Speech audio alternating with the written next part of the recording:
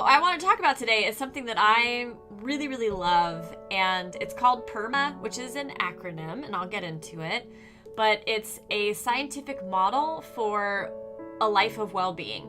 So it's a theory, it's really a theory for how we can cultivate a life where we flourish and thrive and experience a lot of well-being. I think those are all the same word, like different words to say the same thing, and I'll use them interchangeably. It comes out of positive psychology. It's Dr. Seligman's theory, and the reason why I like this is because I think it's really easy for us to get like focused on just feeling happier and wanting to increase our happiness in life. And that's great. Like, happiness is wonderful, but it's not a very helpful goal, because happiness is an emotional state, and like all emotional states, they come and they go. And it's also like it's not a realistic goal, because as human beings, if you actually thought about the only emotion you are ever going to feel from here until the end of time is happiness, I don't know about you, but for me, that actually feels kind of like a living hell. That there's more to life than just happiness. And hey, Robbie Roberts here too! And we've got St. Just Germany, woo! Hi guys! Welcome! I'm doing a little dance, that's exciting. So we actually probably want a lot more than happiness. And that's why I love focusing on what it takes to flourish in life. Because it seems to me that we're all going to be knocked down, right? And we're all going to go through really hard times where we're grieving and we've experienced losses. And like, that can't be denied, right? Like, that experience is real. So my question to myself is, isn't it possible, or how is it possible to flourish and thrive no matter what I'm going through, no matter what we're experiencing, what adversity we've been hit with? And PERMA is a theory for how we can do that, how we can flourish even when we're grieving or experiencing a tough time. So that is pretty cool. I want to get caught up on chat though.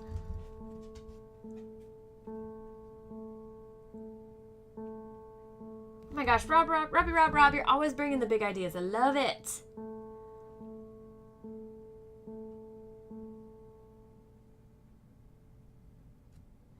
Wow.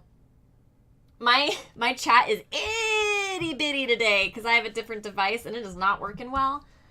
But I love what you're saying, Rob.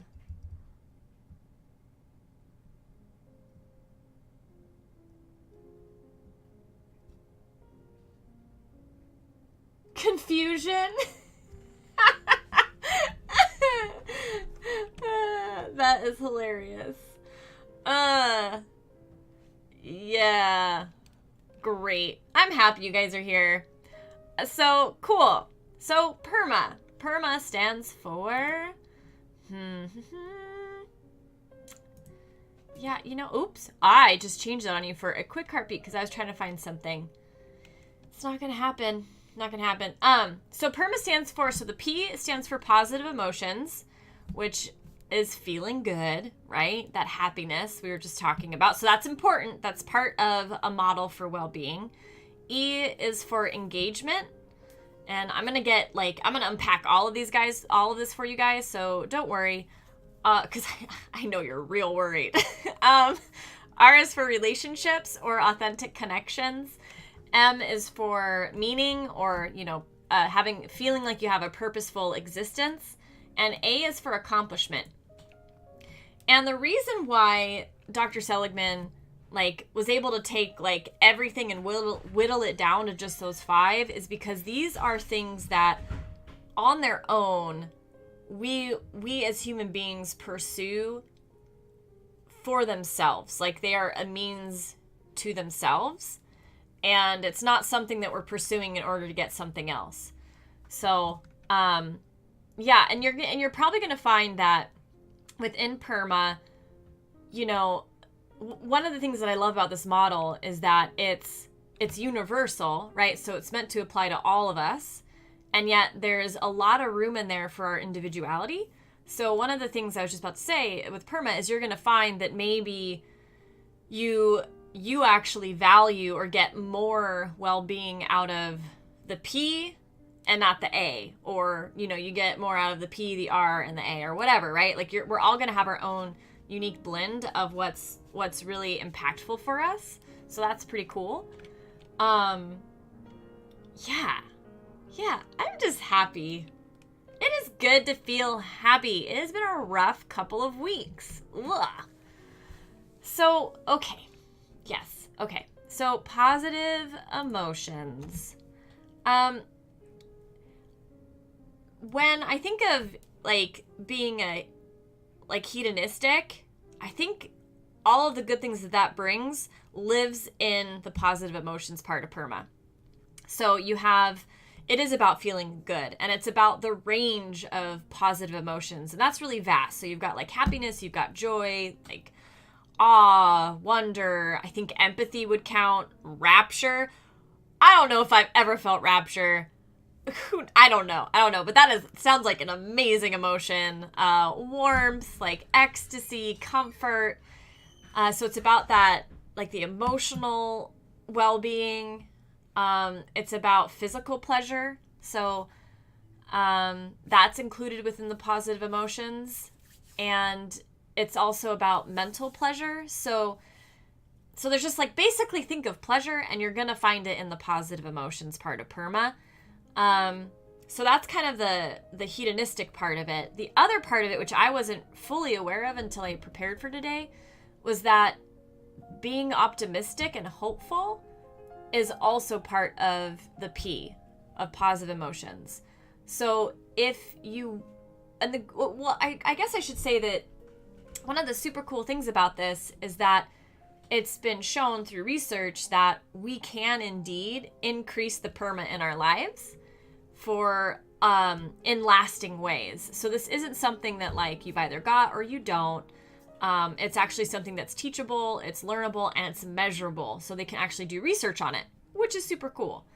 So yeah, so when you're thinking about any of these sections, they all can come with ideas or tools or practices for increasing that section in your life.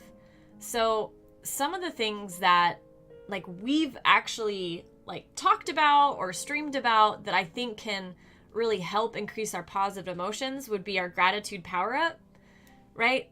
And that's where we're doing a practice that helps us increase the amount of appreciation we feel. And by doing that, it also helps shift our thinking towards the more positive side, because quite often it's just human nature. We focus on what isn't working, what we're lacking, what went wrong. And gratitude helps us like course correct for that negativity bias. Another thing that we've talked about that can truly like train you or teach you to think optimistically and to be more hopeful is the ABCDE power up. And like both of those episodes are out there, like on my Twitch channel page and also on my YouTube page. So yeah, like dive into that if that sounds like something you would like to do. Something we haven't yet talked about that I think could really help in this area of positive emotions is to learn how to savor. And when I first heard that, I was like, what? I mean, you just savor or you don't. But no, there's actually like a whole range of different techniques for savoring something, which I kind of thought was delightful. And I probably will do a whole cast on just that at some point. But the one that I really like and I think is the most intuitive is when I'm choosing to savor something, what I end up doing is I like meditate on the pleasure that I'm feeling. And by that I mean I focus on it. Like I just bring my attention to the chocolate I'm eating or whatever, the rose that I'm smelling, and I try to immerse myself in that experience as much as possible. And I do. I that increases the positive emotions that I feel. So, yeah. Cool, gratitude challenge. Yes, I have heard of this, and it is awesome. It is awesome. And I don't like, yeah, like one of the ways, like if I had to write it, like, okay, when I tried to do that, I ended up like just not sticking with it because I actually was annoyed that I had to like take the time to write something down. So instead, like I will every day like say three things out loud, or I'll, if I don't have privacy, I'll think them. For me, I get the most feeling of gratitude when I can like say it. I think we're all going to be different that way. But and then if I have no other option, I will jot it digitally instead of like doing it analog. But yeah, so that's a cool thing about gratitude. It takes a second. There are so many ways to do it, so you can really like tailor it to yourself. And more people are aware of it every day, so I sound a little bit less crazy, which I really like. Yeah. Yeah, so that's the positive emotions section. Yeah, if you guys have any questions, shoot them my way. Right? Like, I struggle with that too. Like, and like, I tend to, like, I get really excited about stuff. So then I'm like trying to start all these things all at once. And then I just, yeah. I like overdo it instead of just starting one thing at a time and waiting like 3 months or something. I don't have the patience for that, but I know that that's what helps a lot of people succeed at that stuff.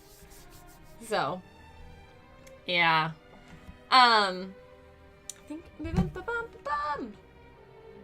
it's still too hot in here. What? All right, there we go. So yeah, so the E stands for engagement, and by this they mean finding flow in life. And if you haven't ever heard of flow as a formal thing, I'm gonna do my best to try to explain it. I'm even remembering the doctor's name. Dr. Csikszentmihalyi. Yeah, it's quite the name. He's a psychologist, and he discovered the flow state, and that's basically where you are so immersed in what you're doing that you lose track of time, you lose your self-consciousness, so you actually like step outside your ego. And between those two things, so time stopping and you becoming egoless, life feels eternal in that moment. It's also like called being in the zone, which may be more accessible as an idea. And what causes flow is unique to all of us. So what causes it in me might not cause it in you. But some of like the common activities for it are things like arts, like doing art, exercising or playing sports, having sex, working, reading, like studying and research can do it. I mean, like really lots of things can cause a flow state. And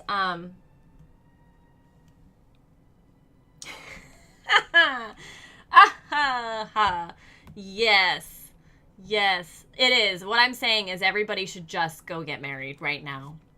Right now. Not what I'm saying. No. Yeah.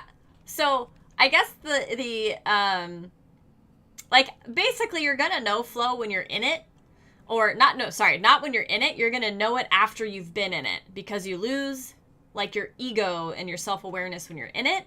So it's only when it's over that you'll come back to yourself and you'll go, oh, holy crap, I had no idea that 4 hours just went by, right? It'll be something like that.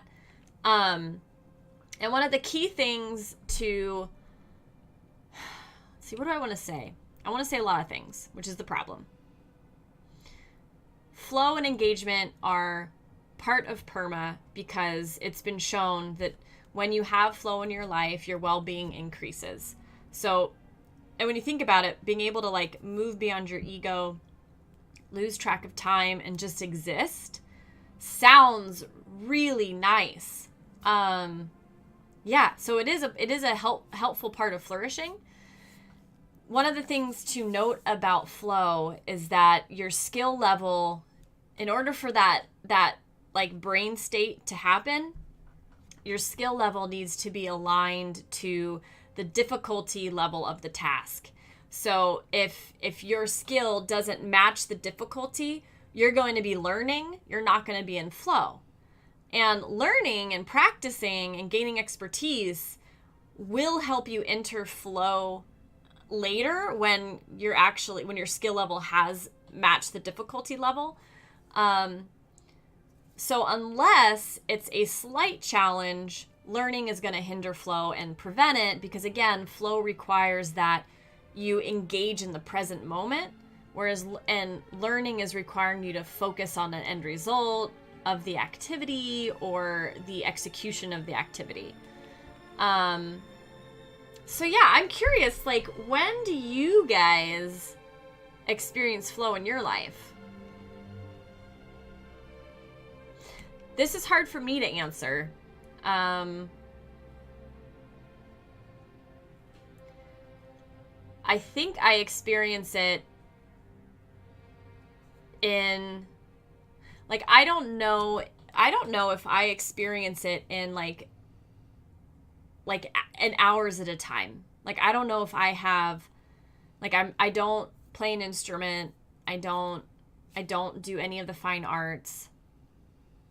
So yeah, like I don't know. And like, yeah, I don't know. I don't know if I experience it in a big chunk of time, but I think I go in and out of it when I read, when I play games. Some games, a lot of games just kick my butt. When I'm streaming, I think I have it from time to time. But yeah, like, I actually think this is probably part of my life where I could increase my well-being a lot. Oh, yes. Yes, I bet you do have it now when you're making cakes. Because your cakes are amazing. Like, you've reached quite a good proficiency level at that.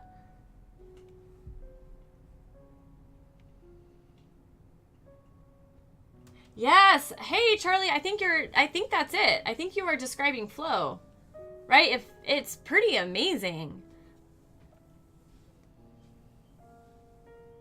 Painting by numbers. I love it. I love that because basically here I was thinking in my head, I was like, gosh, I'm never going to feel flow because my skill level has to match the difficulty level of the task. And like, so I'm never going to do it with an instrument or with painting. And you're like, no, yes, you can. My skill level would match painting by numbers. Well done. You just like changed my brain. Changed my brain. Yeah. Yeah, and this is where, if you guys have heard about like the 10,000 hours to becoming an expert, like somewhat comes into play, because people who are able to experience flow doing something very, very difficult have put in thousands and thousands and thousands of hours of practice. Yeah, so I'm totally digging the paint by numbers.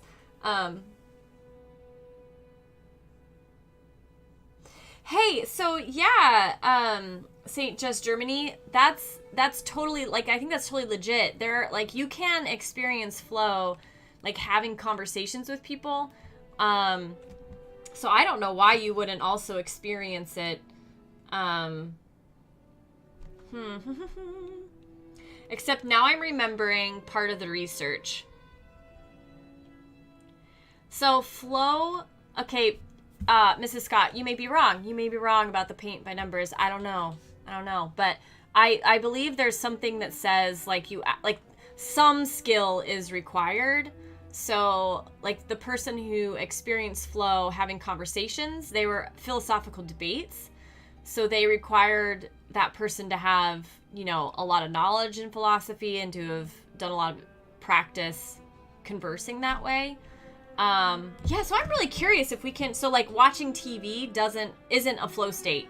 even though we lose sense of ourselves and we can lose sense of time, it isn't a flow state because there's no skill level required. It's too passive.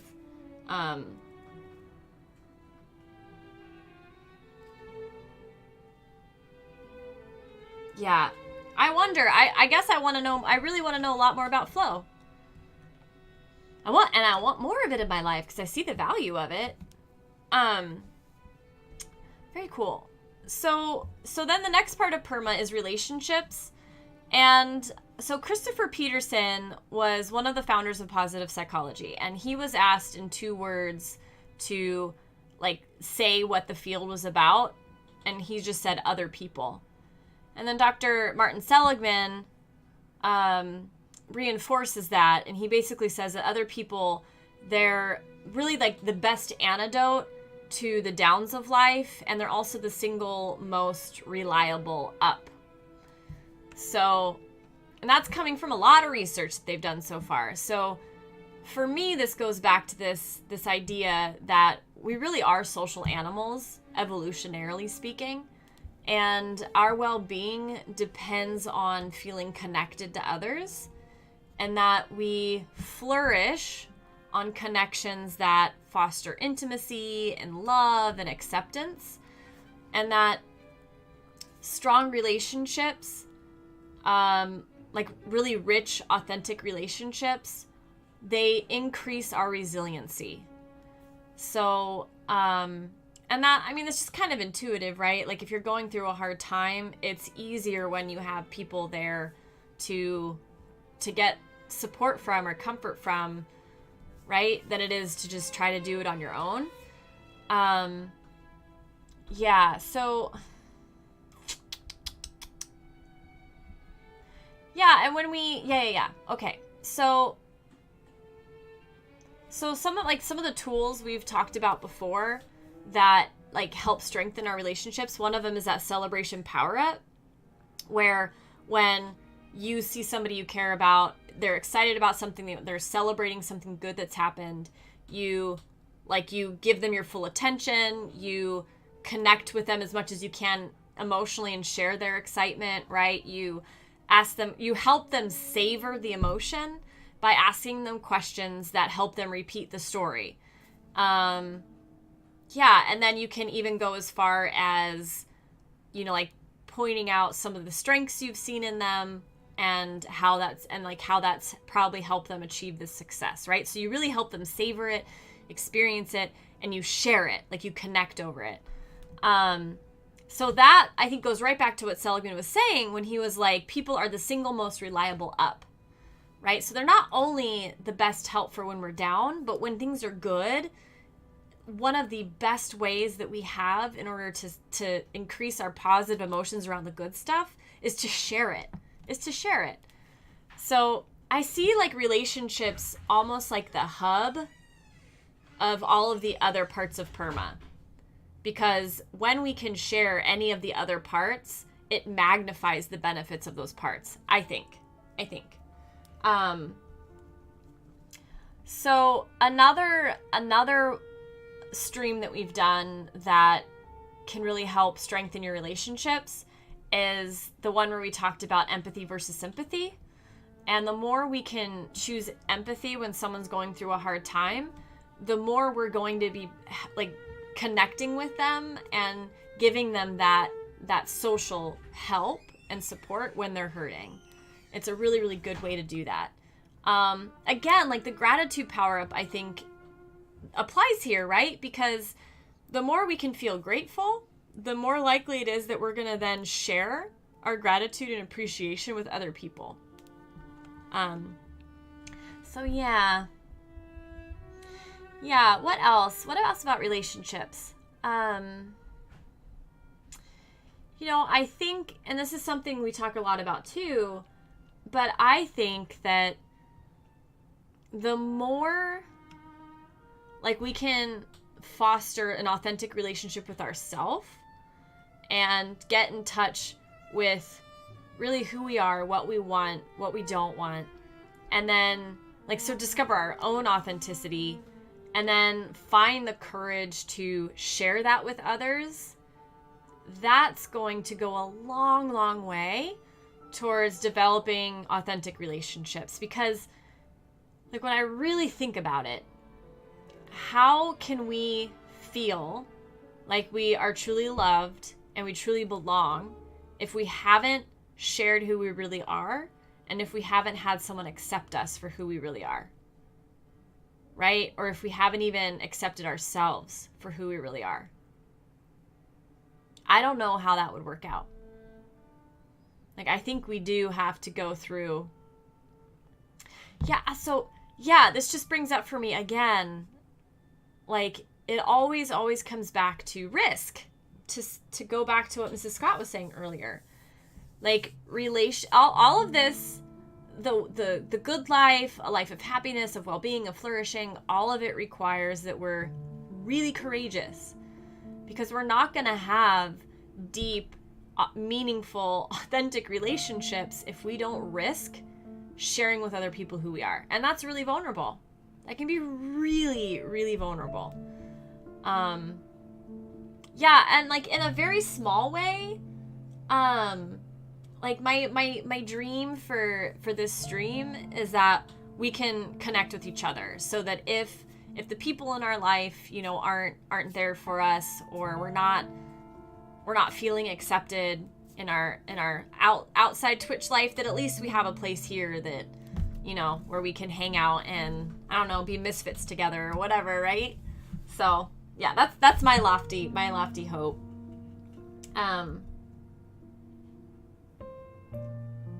Hey, I'm liking what you're saying, Charlie, about the flow state in TV.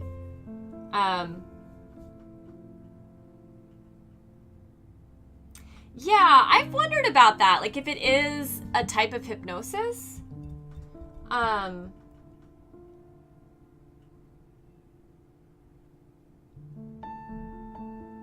Yeah, they are different.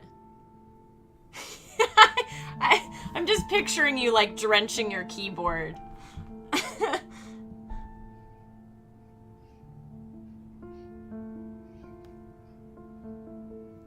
Yes.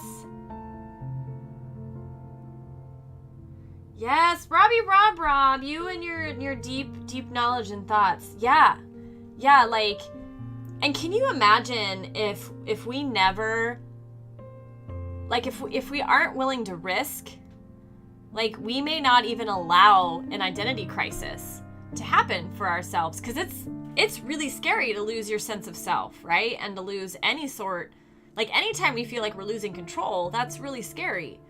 But what comes out of that, right, is, like, if you can't, like, you have to, like I say authenticity and who you really are, without meaning like we're ever this fixed personality or entity.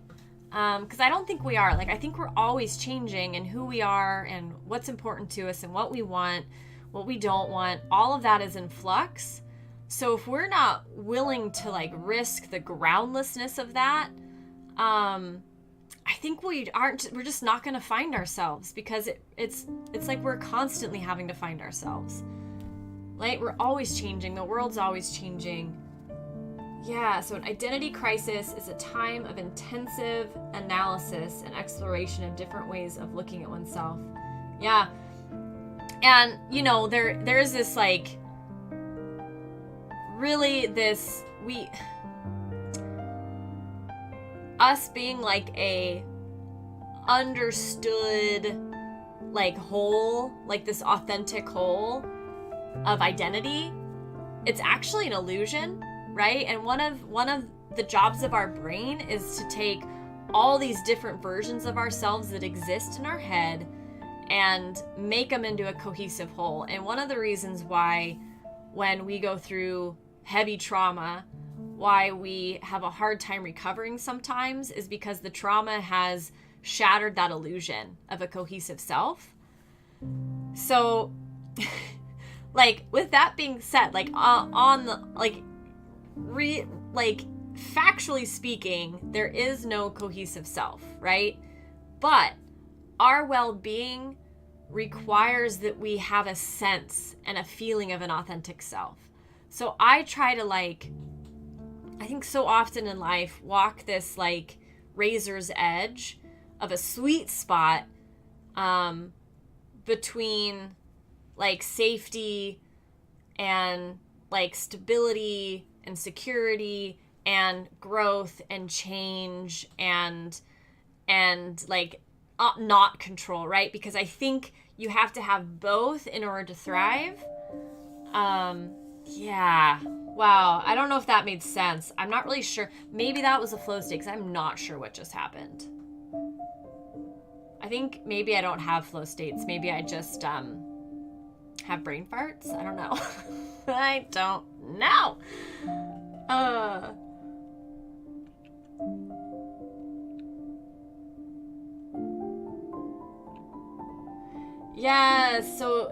So Charlie, you're basically saying that you're in that moment of like having somewhat of a splintered self, and I'm sure it's blaming the keyboard. Blame the keyboard. I don't care. I'll never know. It's a pretty crazy a place to like, in a way, like not recognize yourself anymore, right? And like I think our sense of self like guides us in so many ways, and so when we're in a space where that's in flux and changing, and of course like our emotions are going to be involved, it can be really, really scary. And yet I think I know it's totally normal, right? Like people say like midlife crisis and things like that, but it's like it's way more than midlife. Like it happens like cyclically. It happens to all of us. I think people should talk about it more, right? Because it's like I've been through it. Yeah, I mean.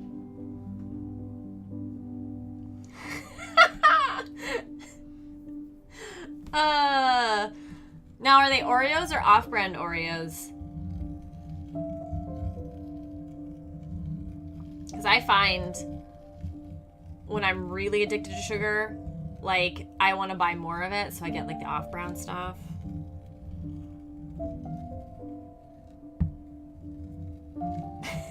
But this is what I'm saying, Charlie. Yeah, like we as a culture know of like midlife crises, right? But I think they can happen at any time in life. And oh my God, like at 18, like that is like a huge turning point, right? Where you're now like, you are literally stepping into the future on like, stepping into like adulthood, right? And like that is a time of change. So of course you're figuring things out, right? Yeah.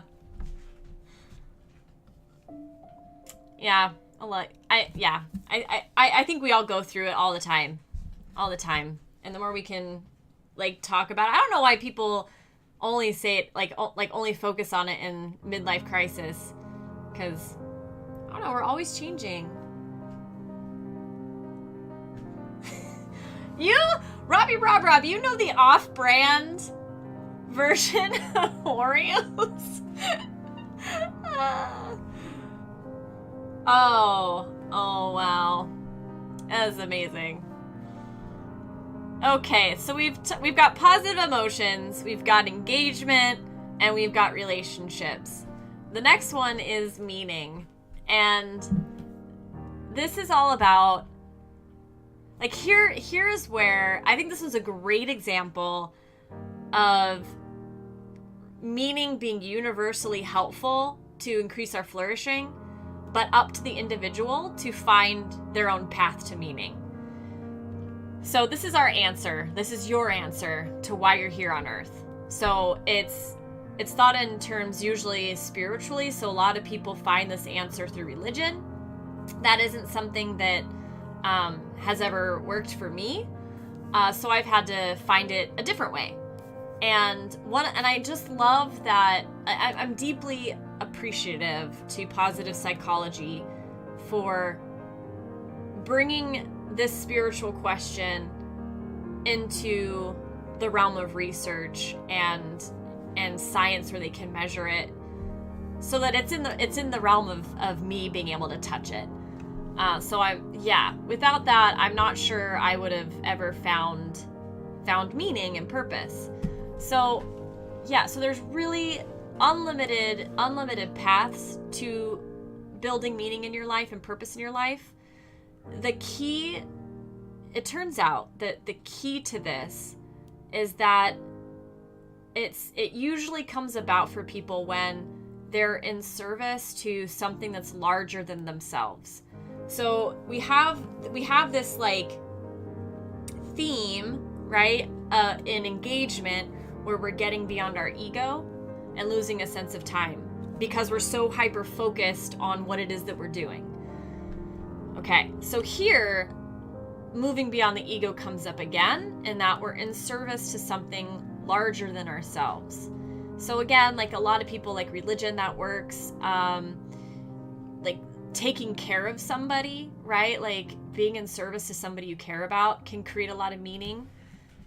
Working for a company that has like a big mission that means something to you can do it. Expressing yourself creatively, like I talk all the time about like just how we all, when we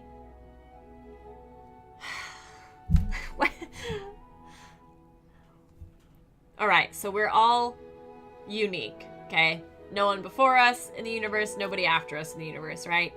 So when we can express ourselves, find our authenticity, express ourselves, and create what only we can create, and like give that to the world, I think of that as a wonderful example of meaning. Like to me, that is what is meaningful in my own life, right? Like the way I've defined it is I'm using the gifts or whatever I have to create unstoppable heroes, right? So that you guys can go out there and have the courage and the resiliency to give to the world what only you can give. Like that's what gives me meaning.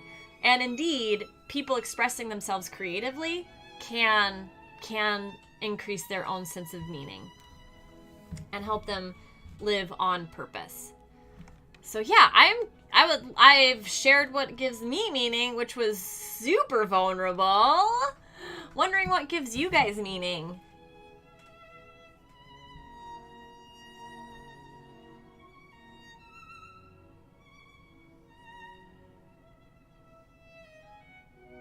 Oh my gosh.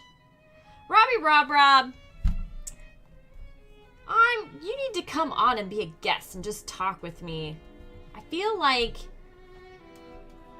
have such wisdom. Hey, have 161706. Welcome. Welcome. Feel free to share and chat and see where it takes us. Rob, I love what you just said, because one of the things that I try to understand in life is that none of us really can make a mistake. And one of the ways I've gotten to like go, oh, this is how that might be true, is what you just said. Like in any given moment, we are the sum of what we've learned and no more, right? Like we're only capable of what we're capable of in a moment, in that given moment. So we're always doing the best we can, right? So in that sense, we don't make mistakes. Yeah. I think too, like sometimes what gives me meaning is, and this isn't like, it's not a lasting meaning, right? Like having a mission, or like I'm dedicating my life to blah, blah, blah, blah, blah. Like that, like seems to like give me a sustained sense of meaning and purpose. And so I don't know if this is, if Dr. Seligman would agree with me on this, but there also seems to be moments of like little bursts of meaning. So not sustained, but moments of meaning. And it would be like where, like when I go camping at Lake Powell, it's so dark out there that like you can actually see the cosmos. And every once in a while when I actually take it in, I feel itty bitty. And that like the seeing the cosmos like pushes me outside of my own ego, and I feel like I'm part of something much larger than myself. So those moments of like awe maybe can be little hits of meaning. Or maybe that's just a positive emotion and it still increases our well-being. But it seems more than just a positive emotion to me.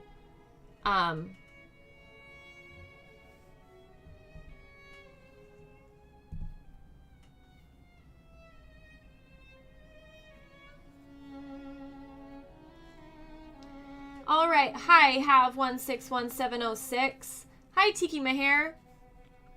So first of all, thank you for sharing what you just did. And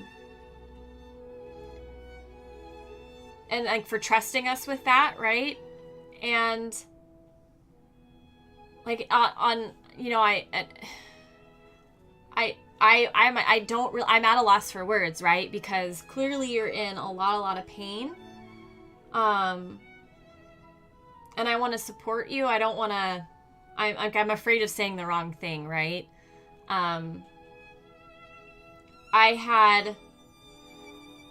Mrs. Scott here will connect with you too in a second, but, I definitely, like, last year, my father-in-law, who was in my life for a very, very long time, killed himself. So I can just say that from my heart to yours, I hope that you don't.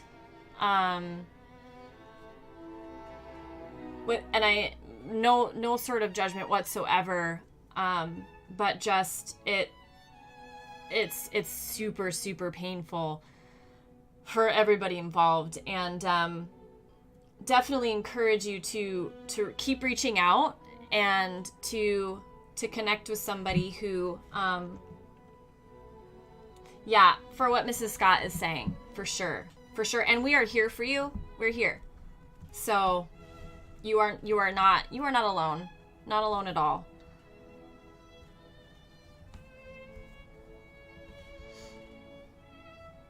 Yeah, a lot of us have walked in on that path. So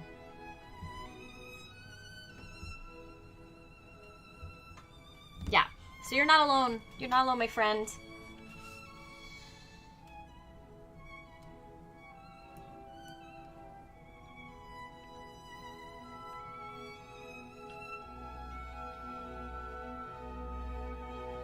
I bet you do want to do a lot. Yeah. I'm so sorry about your grandma.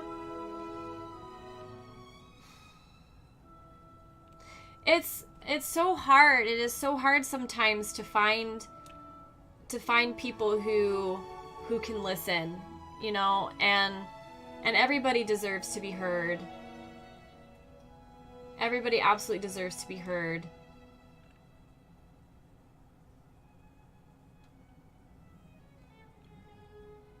Yeah.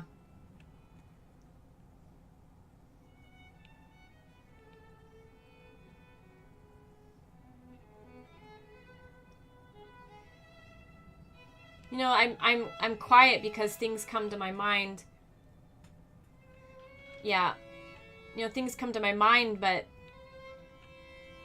you know, they may not be things you really want to hear right now, because they're just, I'm thinking like you want to do so many things, and you can and you will, you know, that as hard as life gets, like there's still so much promise in life too.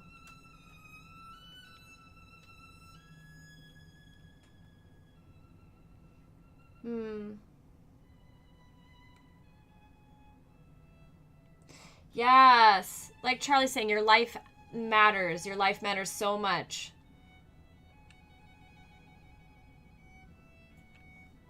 Yeah, your life matters for sure.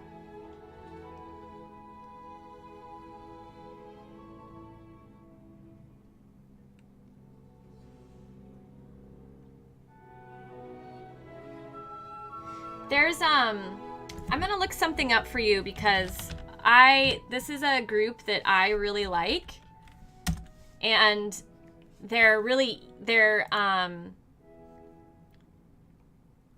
like easy to reach out to without any sort of let's see. I hope it works. I don't know what country you're in, but if you go to crisistextline.org, and it's really cool because you can it's basically what you're doing now, right? But just with a text message. So you can text them, and they're counselors, and they'll communicate with you and connect with you via text. So there's no pressure to talk to them face to face or on the phone. So that feels really, really safe to me. Yeah, there you go. So that's like,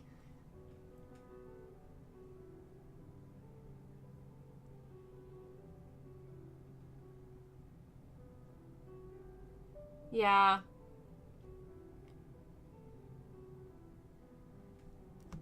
Yeah. Yeah. I'm sure. So so have 161-706. If you can find yourself willing to do this, I would like reach out to the crisis text line. Again, like they're there, like this is what they're for, and they're like from what I understand of them, they're like no pressure. So what's great about that is once you've reached out, if you don't want to continue talking to them, you can just block the number, right? But they could really support you and be, in addition to Twitch and to us and other people in your life, they could be a great support for you.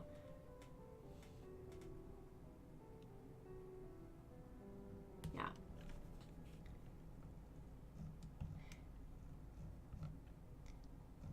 Yeah, we don't want you to either, for sure. We don't want you to either. So please reach out to them. And come back. Come back here. I'm here every Thursday. All right. So I'm gonna continue on, but we're here. Yeah? Okay. So at looking in PERMA, we've got positive emotions, we've got engagement, relationships, meaning, and now the last part is accomplishments. So that's the A.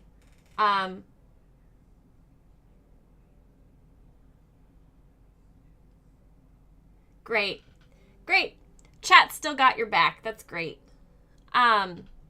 So having goals and then working towards them like increases our well-being. And they do that because they give us a sense of accomplishment and pride. So they're, again, like it feeds back into the positive emotions in a way, right? And what's cool about this one is that you don't even need to succeed at what you're focusing on in order to benefit. Like really just putting in the effort, like truly putting in the effort, right, will start giving you that sense of accomplishment and satisfaction and pride. So while success isn't necessary, it's certainly great, right? It feels like, talk about having something to celebrate, right? It feels wonderful. So you can set yourself up for success. And Charlie, thanks for sharing that, man.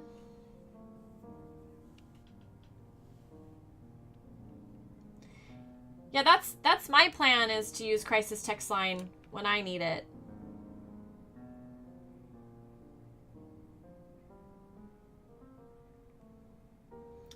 Charlie, how were they? Were they like, cuz I imagine that they're not like controlling or pushy or anything like that.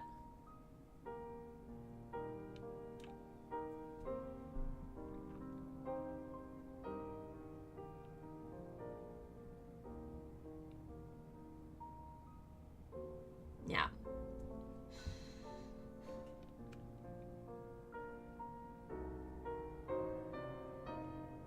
just want to say, you guys, like, you guys inspire me. You do. It's not easy to share when we're in pain. And it's not easy to share in other people's pain, right?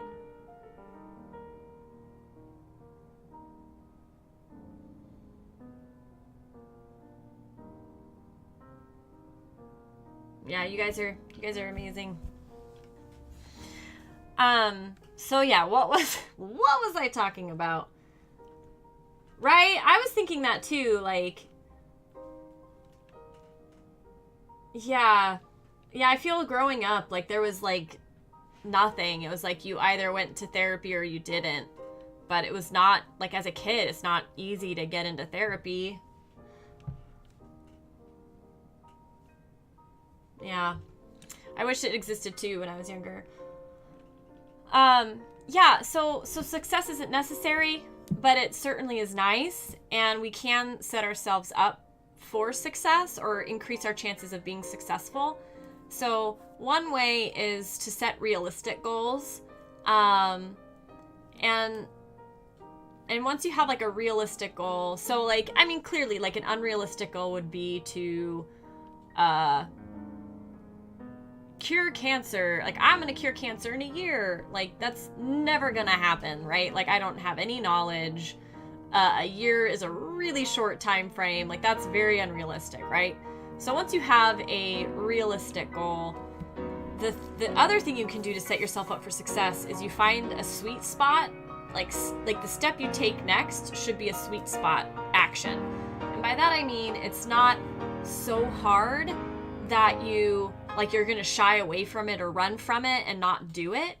And it's not so easy that you won't be motivated to put in any of the work. So it's that just outside your comfort zone, so that you're stretched, but not stretched so much that you give up. And once you start meeting with success on the little actions, like, that snowballs and builds your confidence, and then eventually you are more likely to have success on the big goal. And, you know, if you're like me and you tend to have really, like, audacious and lofty goals that may not be realistic, you can still set yourself up for success by, like, taking the lofty goal and then, like, making it very as practical as possible. And I recommend doing that by, like, taking it and working it backwards. So if my goal, this is just one that came to mind. I don't think it's necessarily lofty, but if my goal, it applies. So if my goal is to be a Twitch partner in 2 years, I would then do research, find out what it takes to be Twitch partner, find out what the milestones are, and then, like, realistically put them on a timeline. And I work that all the way back to today. And I find what is the very first step that I need to take in order to set me on that path towards getting that big goal of being a partner. And that first goal is then where you find the sweet spot, where it's just outside your comfort zone, and you start working it like that. Yeah. Yep.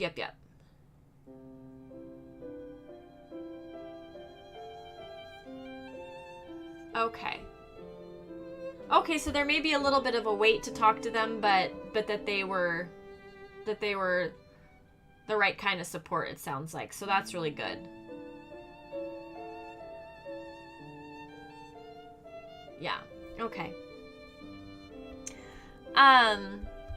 What else I feel like there was something else I really wanted to say about success and goals. I mean, I guess I will talk about money for a second, because money is often, especially in America, a motivating factor for accomplishment. And it does buy happiness, but only up to a certain point. So, research a while ago said that in America it was that money would buy you happiness up to $75,000. It is now higher. At one estimate, it's actually $105,000. And the reason for this, right, when you think about it, is if you don't have enough money then you might not have enough food to eat. You might not have a reliable shelter over your house. You may not be able to take care of your loved ones. And that causes a whole lot of stress and negative emotions. But once you reach that point where your basic needs are met and a little bit extra so that you can feel secure, right? Then money doesn't on its own make you any happier. And that flies in the face of what our culture wants us, like, has taught us is true, right?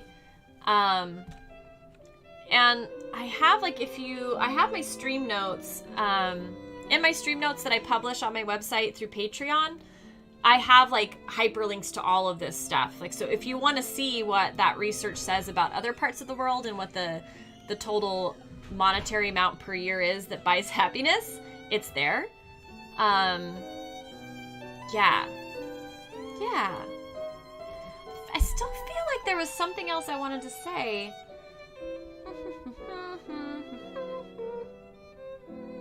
Yeah, okay, well, so at the beginning I was saying, PERMA is a universal theory of human well-being, but it can also be individualized. And one way is that, like, you'll see that you probably gravitate towards certain areas of PERMA as being more important to you. So for me, relationships and meaning are the ones that, like, trump everything else for me. But, like, accomplishment for me is really, really low.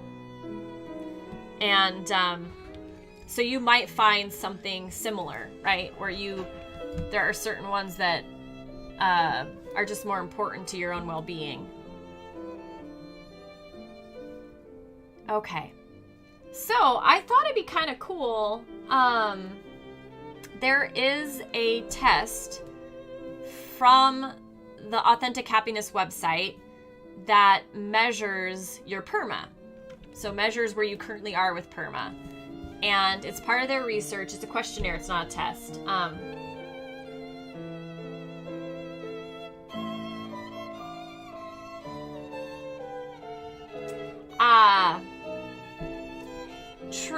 True. That is more accurate, Charlie. Yeah, money itself doesn't buy happiness. It just reduces your suffering, right? Like if you don't have food, and it gives you that comfort and that kind of stuff. But yeah, so I guess I'm just saying it buys happiness in the sense that it buys positive emotions, right? Like comfort, up only to a certain extent.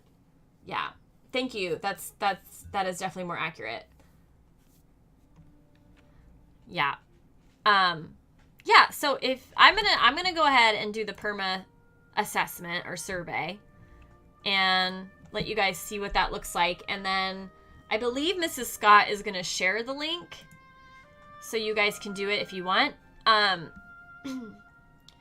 But it's cool because once you know where you stand, I have like an exercise at the end of it. There we go. At the end of it that you can do in order to like create some action around increasing some of the PERMA in your life. So it's not long. It's 23 questions. Ta-da, ta-da, ta-da. Oh, look at that. All right. Sorry. Number 1, in general, to what extent do you lead a purposeful and meaningful life? So 0 is not at all. I think it's a 10-point scale. For me, that's a 10. How much of the time do you feel you are making progress towards accomplishing your goal? Yeah, an 8. How often do you become absorbed in what you are doing? That is true. That is a lot. I feel like that might be higher, but I'm trying to trust my gut. I always overthink these things. In general, how would you say your health is? Oh, yeah, that's not good. In general, how often do you feel joyful? Yes. To what extent do you receive help and support from others when you need it? I am very fortunate.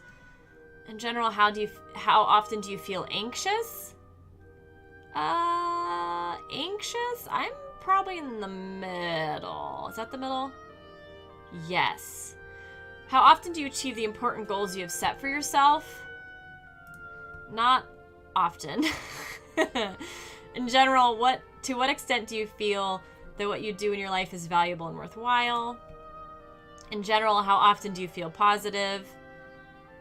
In general, to what extent do you feel excited and interested in things? Oh, all the time. How lonely do you feel in your daily life? Gosh, not much. How satisfied are you with your current physical health? Yeah. In general, how often do you feel angry? I very rarely get angry, and sometimes I wonder if that's a problem. But to what extent have you been feeling loved? How often are you able to handle your responsibilities? There. To what extent do you generally feel you have a sense of direction in your life? Compared to others of your same age and sex, how is your health? Grip. How satisfied are you with your personal relationships? In general, how often do you feel sad? Oh, see, this is hard because I've been very sad lately. In general, yeah. How often do you lose track of time while doing something you enjoy? No. Yeah. In general, I'm now aware that I was making sound effects. Okay. In general, to what extent do you feel contented? Taking all things together, how happy would you say you are? Is that 7? Yeah. All right. That's it. That's easy, right? What just happened? It went away? No. Boo. Let's see if it has my results. Let's go to the questionnaire. Okay. Let's see. Where's Perma? Perma. Hey, there it is. Oh, because I did it earlier in the week to practice and see if it would work for today. So we'll just look at my results from then. So this is what the results look like. And what they do, so here's the positive emotions. This is like my range. Like, this is how I compare to other, like, web users, people, the gender, the age group, the occupation, you know, all that stuff. I'm not so much into comparing myself to others. So I think this is more for their research, but this is what I find helpful. So, for example, I got a 7.33 on positive emotions. So my score is not a 9 or a 10, but it is 7 or 8. So 7 or 8 is high. So I tend to have high positive emotion. So that's cool. Engagement, I'm a 7.67. So again, that's a high. So I guess I have more flow in my life than I thought. And then relationships, let's see, I'm 9.67. So for me, that's not surprising. It's something that I value and work very, very diligently on in my life. So I'm very high in this dimension. And then meaning, I'm at a 10, so very high. Accomplishment, I'm at an 8. So, and again, like, this is all what is coming to mind right now is when you do the survey, it's all subjective. And in that is kind of the gift. Because if something gives you meaning, if something gives you positive emotions, if something like gives you what you want out of relationships, that's what matters, right? Like, the standard is you and how you feel and your well-being. The standard isn't an academic one, okay? Like, I think, yeah, okay. So accomplishment is good. And then so they had negative affect. 4.33. So if you're, negative, what would negative affect be? Like, how negative I am, probably. Okay, you'll also receive your scores on negative affect, loneliness, and health, as well as overall well-being. Interesting. So, they tested a lot in this little survey. So, slightly below average in my negative affect. So this is where I'm real low, is in my health. So I'm low. Yeah. Low. Yeah, low on health. And then loneliness is a 0. So loneliness isn't a thing for me right now. I guess this is the overall well-being, happy. Okay, so what I get out of this, for me, is that my health is where I have... Oh, there's my show notes. Ta-da! My health is where I have the most room to increase my well-being, right? Because I was pretty high on the other stuff because I've been doing a lot of work around this stuff for quite a while at this point. So if you just did that yourself, or even if you just have an idea of where you stand or what you want to work on, I invite you to do the next steps that I'm going to bring up. So an opportunity for putting this into action. You want to ask yourself what areas of PERMA you would like to improve. So for me, that's going to be my health. And then if you have more than one, I would recommend that you choose one to start with, because like we were talking about earlier, when we try to take on too much all at once, that's setting ourselves up for failure, oftentimes. And we can get really excited and tempted to do that, but you're more likely to be successful if you can choose one thing and lead with that. So yeah, so choose the one area of PERMA you would like to work on, and then ask kind of get creative, and you can even brainstorm a bunch of ideas. But at the end of the day, you want to choose one action step you could take to improve that area of your PERMA. So for me with my health, after I did this earlier in the week, I went ahead and did some research on finding dietitians that can help me. And so that was my one step, right? And then I would come up with, okay, well, what's the next step? And I would build it step by step from there. And then you want to ideally set a deadline for you to get this action done. And remember, guys, that that idea of the sweet spot, where it's just outside your comfort zone, but not so scary that you don't do it, and not so easy that you're not motivated. Yeah, and then you choose when you want to have it done by. And then finally, you want to ask yourself how you want to be accountable to